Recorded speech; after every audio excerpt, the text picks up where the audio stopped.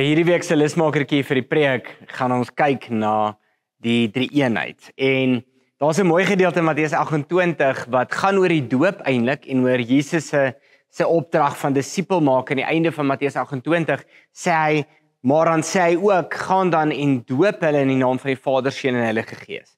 En wat daardie deelgedeelte ook vir ons wys is die drie-eenheid. Nou die konsep van die drie-eenheid is moeilik om te verduidelik, maar op die einde van die dag kom dit daarop neer dat God een wese is en drie persone. So op drie maniere openbaar God homself in verskillende funksies en deur die persone van die Vader en die Seun en die Heilige Gees. En elkeen van hierdie persone se funksies verskil. Ons sien bijvoorbeeld die Vader fokus hoofsaaklik op skepping en hy skep deur die Seun, skep hy alles wat bestaan en ook dan deur die Heilige Gees wat op die einde van die dag dan die een is wat in ons harte werk, wat die pad saam met ons stap, wat ons laat groei in die geloof. Die Seun is dan die een wat op die einde van die dag vir ons sterf in ons plek en as verlosser en redder dan na vore kom. En hierdie gedeelte het iets van die onderliggende beginsel dat daar's drie en daar's een.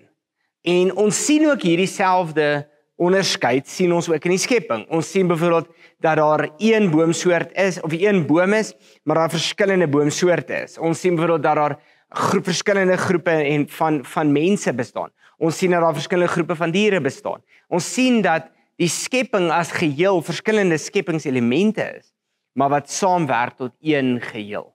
En natuurlik is dit baie kompleks. Ons kan nou hier in baie detail ingaan, maar op die einde van die dag kom dit daarop neer dat ons dit sal raak sien.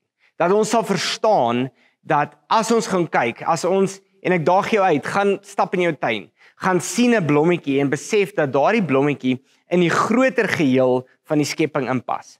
En dat daardeur ook op 'n einde van die dag die lof en die eer aan die Here gebring word. Ook daardie skepingselement, daardie een klein blommetjie speel sy rol en sy betekenis.